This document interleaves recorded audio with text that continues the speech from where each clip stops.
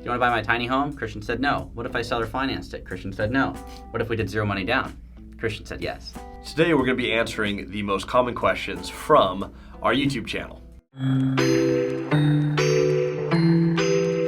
Welcome back to the channel. My name is Cody, this is Christian, and we get a lot of questions regarding the real estate and business space, so we're going to be addressing those today. Christian, what is the best city to invest in for multifamily real estate? Well, the best city to invest in for multifamily real estate is Moses Lake, Washington. No, I'm kidding. It's actually going to be whatever market is right for you. There's a bunch of factors that play into it. The big one for us is it's going to be somewhere where population growth is going up because you are in fact providing housing for humans. You want to be investing in somewhere where humans actually want to live. Outside of that, it depends on you and whatever competitive advantage you have in that market. Any market that you're going to take over, you need to be able to take over. Don't just buy a duplex. You need to find a way to absolutely dominate the area and have a competitive advantage, like Christian's mentioning, to have unit counts and have the scale to where things are repeatable for you. Now, what things do you look for in a city? In a city specifically, I'm going to be looking at job growth and job stability. I don't want to see a city where it's all dependent on, say, one military base.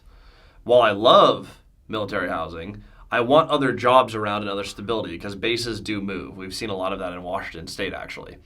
So I want multiple employers. I want stable job growth. And then, like we said earlier, the population growth is pretty much everything. So Cody, what was the biggest thing in lifestyle change between when you started to where you're at today? Well, in the beginning, I saw it as just a way to buy income. It was a way to push me forward. But today, I'm actually getting to actually improve the assets, which is really cool. We can go in, make the lives better for the people living at our properties, which I couldn't afford to do in the very beginning. How about for you? Not much change lifestyle-wise. Kind of like you said, the first thing that you do, we have a few phases, but you have the build phase, which we've done most of. You have the stabilize phase, which we're in the middle of, and optimize, which we're starting. When you're done optimizing, you can do those lifestyle upgrades. You can get that nicer car, that nicer house, but we haven't hit that phase yet. We're still fully reinvesting into the communities and our properties. So the biggest lifestyle change is that we get to reach more people with how to buy multifamily, and we get to impact more households with renovations and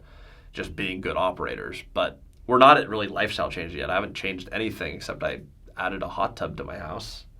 I guess that's the reward for the millions. What is the most unconventional deal that we've ever put together? We bought a resort for $1 million down, seller financed, and we got creative on pretty much every aspect of it. The actual purchase of the resort was technically 3 segmented transactions. Some seller financed, some written up contract for deed. I recommend against doing that as much as you can because if it's not simple, it's not repeatable. Cody, what else about that deal is unique and what other advice do you have there? We have additional down payments of $225,000 every single year. So we have to be able to stack cash. Not a huge fan of that. I don't want to put more money into a deal than I have to, and typically that's just the down payment. Problem with this one is we have a down payment every single year. We also bought a tiny house, zero money down. Someone reached out to Christian, said, hey, do you want to buy my tiny home? Christian said no. What if I seller financed it? Christian said no. What if we did zero money down? Christian said yes. Yeah, we got it for roughly what it was worth. There's like a market rate purchase, and it's gotten no love. I still need to do super light renovations to lease it out, but we have so many bigger projects, it didn't make any sense to have a tiny little thing. We had just never done a deal that was truly zero down. The lowest down we'd done was 3.5%. And so I was so excited of like, wow, we can actually, this will be really fun. And we'll get to tell people about our zero down deal. Doing something because it's exciting doesn't mean it makes any sense at all. To date, it has made $0 because I have not plugged it in yet. If you could live in any of our multifamily properties for a year, which one and why? Pelican Point. Yep. Pelican Point is probably our nicest asset to date. It is a very, very cool duplex built in the late 90s. 2-story townhome style, 2-car garages that are detached. Very nice building, very cool location. Christian, what is one real estate myth that you'd like to debunk? A real estate myth that I like to debunk is that you need money to do a deal. Now, I am all for investing your own money in real estate. Like if I have liquidity, I want to put that in an asset that is illiquid, that will stay in place, will hold value, and not just hold it, increase in value over time. So when I have money, 100% invested. However, you don't have to stop there. That got me to 4 units. The difference between 4 units and the 111 multifamily units that I own, uninclusive of the resort, the difference between A and B was astronomical. You don't need money to move forward. When you have it, use it. When you don't have it, you have to adjust all the other variables and continue to expand. What's one of the most unexpected benefits from this whole multifamily journey that we've been on? Got to do a lot of traveling. That was a lot of fun. That was fun. We recently just went to Tennessee for the first time. That was, I've never been. That was a good time. Yeah, it's fun to put new pins on the map. I didn't think we'd be getting to do that. We made a decision early we're going to tell our story. Whether people care or not was never a factor. It's actually a huge privilege to get to share this, both here on our channel and traveling. I know we're going to be speaking at Michael Blanc's Dealmaker Live. I actually have a discount code that we can put in the chat for this, but if you guys want a little bit of money off for that, we'll be in Dallas June 1st through 3rd. But having adventures like that, had no idea that's a route that life would take. I 100% agree. That was a huge, huge boon. If you had to partner with any celebrity on a multifamily deal, I don't know why we keep getting this question, but if you could partner with anyone, who would it be and why? Well, I wouldn't partner with any celebrity because I don't trust them with money.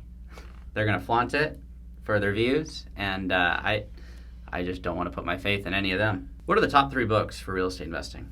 Well, if you're just getting started, I actually really like Brandon Turner's book, the book on rental property investing. I love that he named it that because now I can say I literally wrote the book on rental property investing. Very clever.